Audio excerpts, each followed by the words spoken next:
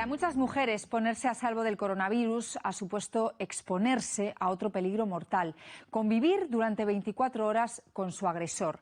El teléfono de emergencias por violencia machista del Instituto Aragonés de la Mujer ha recibido el mayor número de llamadas desde que se puso en marcha en 1998.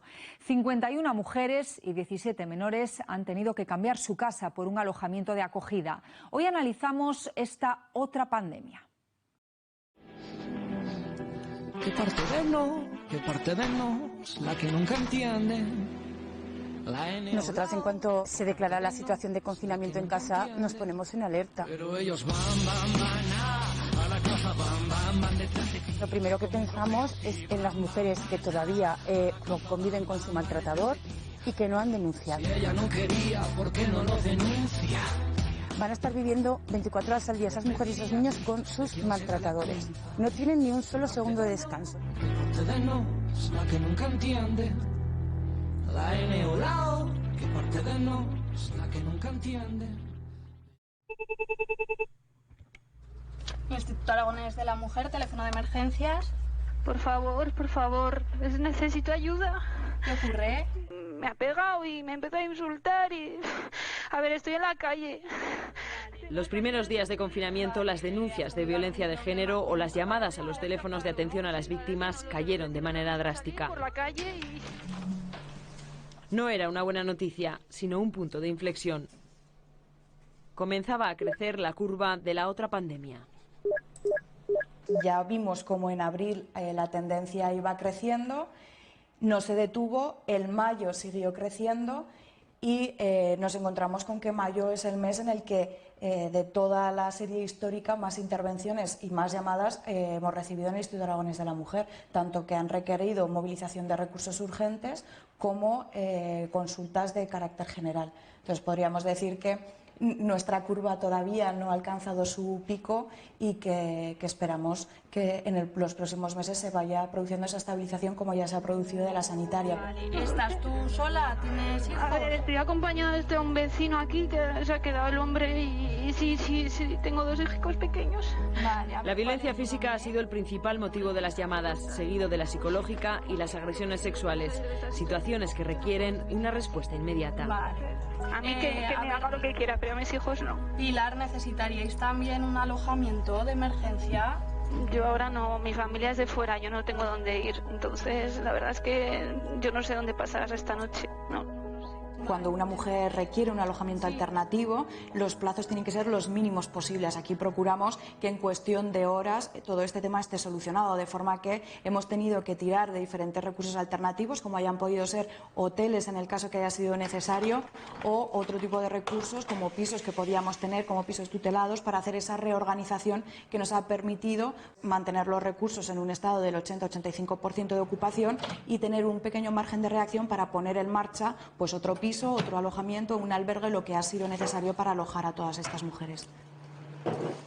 La capacidad de acogida se ha duplicado. 51 mujeres y 17 menores han tenido que cambiar su casa por un alojamiento del Instituto Aragonés de la Mujer.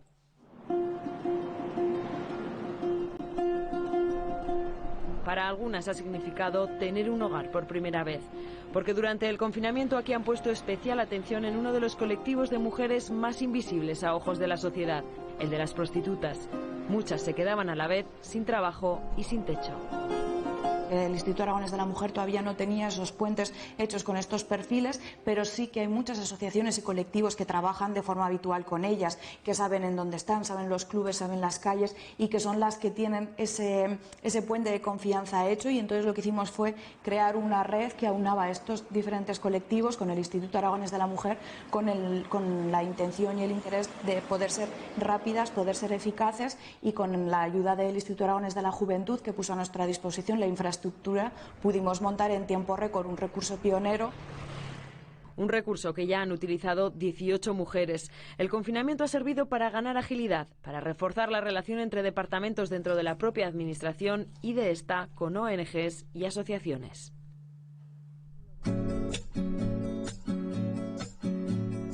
Una niña triste en el espejo. Para muchas mujeres, ponerse a salvo del coronavirus ha supuesto exponerse a otro peligro mortal. Hay un monstruo gris en la cocina que lo rompe todo, que no para de gritar. El laberinto en el que se movían se ha ido estrechando. Hay mujeres que sobrellevan la situación en condiciones normales porque él se va a trabajar. Ellas tienen sus momentos de vía de escape. Pero en el momento en el que te planteas 24 horas al día encerrada con la persona que me hace la vida imposible.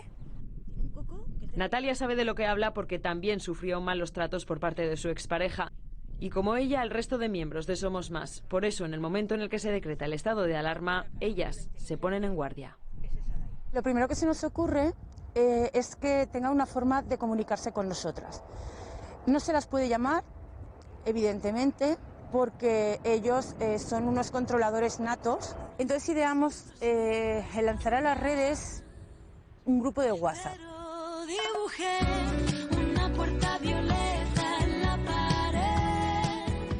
Y ha funcionado porque mujeres que no formaban parte de la asociación les han pedido auxilio. La víctima de malos tratos no tiene un perfil. Les han escrito mujeres de cualquier clase social o nivel de estudios, desde los 19 años hasta pasados los 50. Tenemos de todo, desde una chica que trabaja en un trabajo de lo más normal, que eran maltratos diarios en todas las índoles que abarca el maltrato, que son muchas, y hoy pues está fuera de allí, ha denunciado. Tengo todo el cuerpo encadenado, las manos Tenemos una mujer a la que su maltratador incluso la obligaba a prostituirse. Estaba en el hospital después de una gran paliza que le dio este señor, borracho como una cuba, después de que ella viniera de trabajar en la prostitución. Ha salido, está más tranquila. Vuelvo a repetir, con todas las incertidumbres que vienen después de la denuncia, porque denunciar no es un camino de rosas, pero se sale, se puede, nosotras las ayudamos en todo lo posible. Tenemos muchos casos sangrantes. Tengo la necesidad de girar la llave y no mirar atrás. Y a casi todas les han ayudado a salir de esas casas durante el confinamiento. Han dado un paso determinante, el de denunciar, y que abre un camino difícil hacia la independencia. Sé lo que no quiero, ahora estoy a salvo. Si alguien sabe bien que el momento de la denuncia es un punto y seguido, son los miembros de la Unidad de Atención a la Familia y Mujer de la Policía Nacional, la UFAM. Son los primeros en ponerse en contacto con la víctima. Ha sido la telefónica por esta situación, pero siempre es una entrevista personal en la que se recaba todo tipo de información, ¿vale? También de amistades, con la pareja, todo, porque a veces cuando ellas han ido a denunciar no cuentan todo lo que ha pasado, ¿vale? Y además nosotros ese acompañamiento antes de que la hagan en declaración en el juzgado es súper importante, porque a veces les estás animando y ayudando a decir, no te ciñas tampoco solo a este último episodio que ha sido el que te ha hecho que des este paso para poder denunciar, sino que tú tienes que contar todo lo que tú has vivido. Y para obtener esa información, aquí saben que es imprescindible establecer una relación de confianza. A cada mujer la atiende siempre el mismo agente. Están disponibles las 24 horas, los 365 días del año, y siempre van de paisano. Él está en paradero desconocido, no sabemos dónde está, ¿verdad? Todavía abusa de tóxicos, drogas, alcohol. Queremos tampoco que haya una victimización secundaria, que la víctima se vea que va acompañada de la policía y ya no se sabe si es porque es víctima, si es porque es agresora o porque es una manera más discreta, ¿no? ¿Te controla? Las entrevistas no son solo antes del juicio. Continúan durante todo el proceso, se pongan o no medidas e independientemente del nivel de riesgo que se les asigne al principio.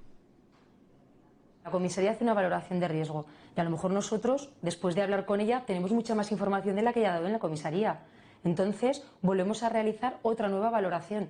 El programa te puede dar un riesgo bajo, pero ya a lo mejor considerar que ahora mismo esta situación requiere un riesgo mayor elevado y unas medidas de protección más serias. Por lo tanto, nosotros, el propio sistema nos permite elevar siempre, nunca nos va a permitir bajar ese nivel de riesgo, pero siempre nos lo permite subir. También llaman a los agresores. Conviene recordarles, dicen, las medidas que les han impuesto en el juzgado. Solo en Zaragoza tienen alrededor de 900 casos activos.